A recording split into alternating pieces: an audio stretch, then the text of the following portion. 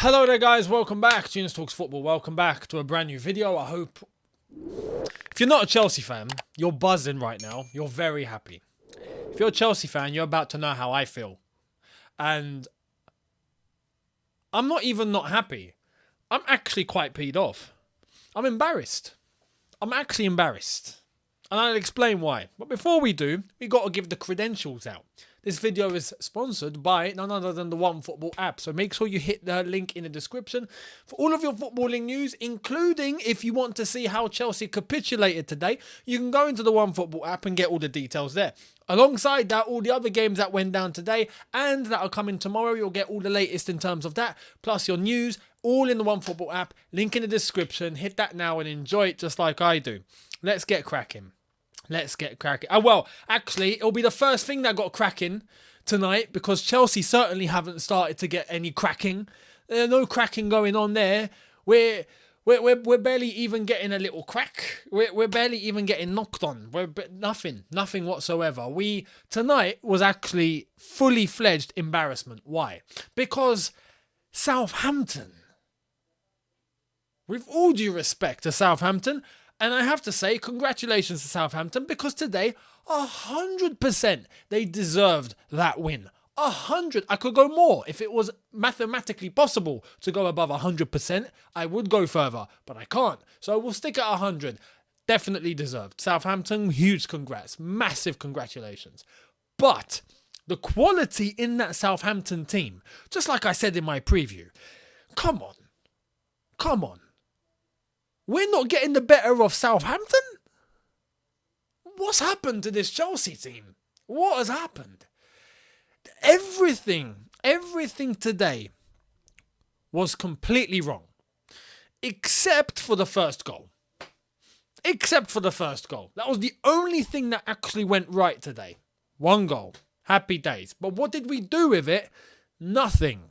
Because the moment Chelsea concede, the moment this Chelsea team let in a goal, head's gone. We've checked out. We're out the hotel. See you later. We're already on the motorway back home. No, we've checked out. We're gone. We're not here anymore. We've left. We've left. The moment that Southampton got that goal, we were already on the motorway back to London. Already. And it's absolutely outrageous how Chelsea allow this to happen. Now, multiple things went wrong today. Multiple, and we're going to get into them. The goals, I want to be fair, I want to be objective. Yeah? For the goal, the move, good move. Havertz, Mount and Sterling, all involved in the goal. Happy days. And Sterling being able to shimmy the defenders so then they get themselves onto the ground and then slot it in. Fantastic. Good finish. Post that, Chelsea disappeared. That was the end of our game. That's it. We left. From that point, every single point that we have in this team that is wrong got exposed. Every single thing. Now, the lineup, what we started off with, this is where it gets funny. Because in the first half, even after conceding, we were playing in a back four on attack. And we were in a back five in defence, right? As usual. Or, as we've been doing more recently, from the latter stage of last season up until now, that is what we tend to do. And then in the second half, when we try to throw the kitchen sink, which we barely even threw, it's like someone trying to go to a punching machine and barely even hitting it. And it hits the thing and you get the score of 1. That's how weak we looked when we were meant to try and throw the kitchen sink. We barely lifted the sink up. That's the problem. With the formation going into that second half where we were already down and all the substitutes came on, we went back to a back three. This is where I want to emphasize to all of you, it doesn't matter about the formation. I see many arguments going on amongst the fan base, the Chelsea fan base. Now we got to stick with a back three. Now we got to go to a back four. Back three, back four, back three, back four. You want to know what the real problem is? None of them work. We could play a back 2, a back 6, a back 8, a back 1, a back none. Nothing will work. Why? We do not have the personnel to execute what we want to do. We just don't. And right now it looks like Thomas Tuchel is on panic mode. And that concerns me because it's starting to look like even he's losing his head. When we don't have a midfield, I don't care what system we play, you ain't winning. Unless if your opposition don't know what they're doing. Today, Southampton had an element of kind of knowing what they were doing. We paid the price. Conceding the 2 goals that we conceded, player on the edge of the box, right? Set piece comes in. Player on the edge by himself. Absolutely by himself. Lavia is on the D. No one near him. He gets the ball. He looks. I'm going to put it there. All right. Takes one more touch. All right, I'm going to go for it. About a week and a half later, hits all the power. Doesn't even hit it with his laces. Hits it with the side of his foot. With all the power that he can. To add some bend onto it. Accuracy was there. The power was there. Mendy tried to get a hand. Got a hand. Should have saved it. Maybe. But the power was there. Goes in. 1-1. And at that point, as I said earlier on, we check out. We're not in the game anymore. And then, the second goal is criminal. The second goal is criminal, and I know a lot of people are going to blame the defence. As much as there is portion of blame for the defence, that midfield were sleeping. Mount, Jorginho, Loftus-Cheek, sleeping. Mount with the initial action on transition to allow Southampton to go on that attack. And then after that, Jorginho and Loftus-Cheek twice. 2 occasions they had where the ball was being advanced. They had the opportunity to close down. They didn't. They let the space through. No problem. Ball goes over onto the left-hand side. Once it comes back in, and Armstrong manages to shimmy his way away, Jorginho and Loftus-Cheek are literally watching and jogging. Yeah, we're taking our time here. We're still on the warm-up. No, you can take the ball. It's all right. Go on. Have a shot. We'll let you have a shot. Go on, have a shot. It's okay. We're just jogging back. We don't know how to sprint. It's all right. What's going on? This is my point. You could be playing a back 3. You could be playing a back 5. You could be playing a back 8, a 9, a 10, whatever. If your midfield are not doing what they're meant to do defensively or on transition, you're going to pay the price. And that is exactly what happened today. So I don't even want to hear any more about back 3, back 4. I'm done with that. I was about to say something I was probably going to get demonetized for. I don't want to hear it anymore. It's not the cause for concern. This Chelsea team right now do not have personnel that are able... Let me rephrase. This Chelsea team right now seems like half the team are not actually Chelsea level. The caliber isn't there. The caliber's gone. I don't know where it's gone, but it's gone. And it seems like whenever we don't have a Kante on the pitch, we don't have a fully fit Kovacic. Kovacic had to come on and literally try and put on the performance of his life. And then later on, this is where I'm going to shift it away from the players. I'm going to turn to Thomas Tuchel here a little bit. He looked like he was on panic mode. Fully fledged panic mode. Second half, he looked like he was like, okay, you know what? This is, if you're on FIFA or you're on Football Manager and you're just like, oh, screw it. I'm just going to throw any player on now. I don't care. That is literally looking like what he done. There was no plan. Literally no plan. Some of those players should not have been on the pitch. I mean, if we're talking some, but then again, who am I really going to single out? I'm not going to go for Kai Havertz and Mason Mount as I probably many of you are predicting I'm going to go for, because I think that's already a given. Even when Kai Havertz came off, there are other players there that are just not up to it. The only ones that I can look at and go, well, you know what, I'm going to exempt you from today is Thiago Silva. That guy at 38 years old, I can't really put any more past him. He's doing what he can, and what happens, happens. Cucurella looks dynamic, electric, but almost like there's nothing around him. Sterling, that's about it. That's about it.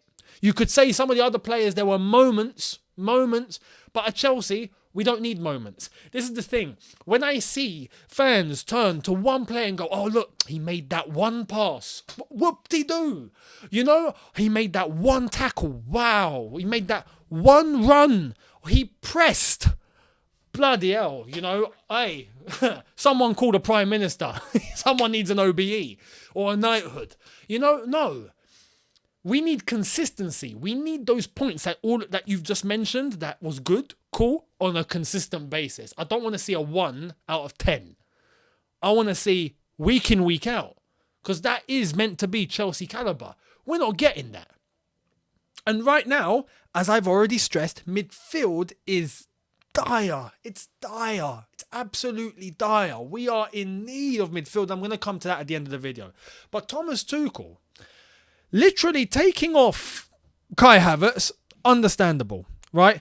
Took off Loftus-Cheek to try and bring on Kovacic, and I'm in favour of that. Cool, because we needed Kovacic on the pitch. We needed something, right? Something. Then later, takes off Havertz, takes off Jorginho, takes off Azpilicueta, brings on Pulisic, brings on Broja, brings on Chilwell. Now, at this point, I have no idea what Chelsea are playing. It looked like we went back to a back three. We had Cucurella at left centre-back, Chilwell at left wing-back, Pulisic at right wing-back. That's already a mistake. Kovacic as the only sitting midfielder, and it's Kovacic. He's not meant to be there. Mount and Ziyech, and then Sterling and Broja. I'm not even going to say zero chemistry for that. I'm going to say minus 50 chemistry for that. It's honestly like Thomas Tuchel's just gone, screw it. Which manager was it on a touchline that was doing that? That's basically looked like what Thomas Tuchel was doing. My concern after seeing that is Thomas Tuchel in his head is thinking, I'm running out of options. I don't know what to do. And I'm concerned. And my worry now is that in the transfer window, with the time that we have left, we're actually going to go and buy more defenders. You could buy 800 million more defenders. If you do not address this midfield problem, they are all going to concede. I said this in the preview. I said this in the video before. If you get prime John Terry with prime Ricardo Carvalho and prime Ashley Cole next to him and prime Paulo Ferreira, and you put this midfield that we have in front of them right now, they are all still conceding. Because they're going to get exposed. They are going to get pressurized. They are going to have way too much pressure put on them. And 1 out of 10 probably going to be testing the keeper, probably going to be going in. These defenders are not supermen. No matter how many defenders we buy, we need to get the protection in front of them in midfield, which we just do not have. With Jorginho, we don't have it. With anyone else, we don't have it. When Kante's not there, we barely have anything. And Kovacic has just come back. We need to buy a midfielder, and I know we're not going to buy a midfielder, which is why I am absolutely bricking it right now, because I think we're going to get more results like tonight. And when you look at Thomas Tuchel's antics, he's starting to think he has no idea. It's really concerning. Going forward, there's no creativity as usual. I sound like a broken record. No creativity. We can't finish our dinner.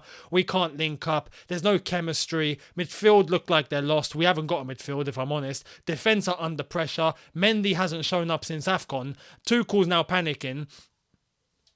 Welcome to Chelsea. Welcome to Chelsea. I don't know what to say. You know what's mad? At one point during that game, it was so boring. At 1-1, I was like, I actually don't know what I'm going to say during this match review.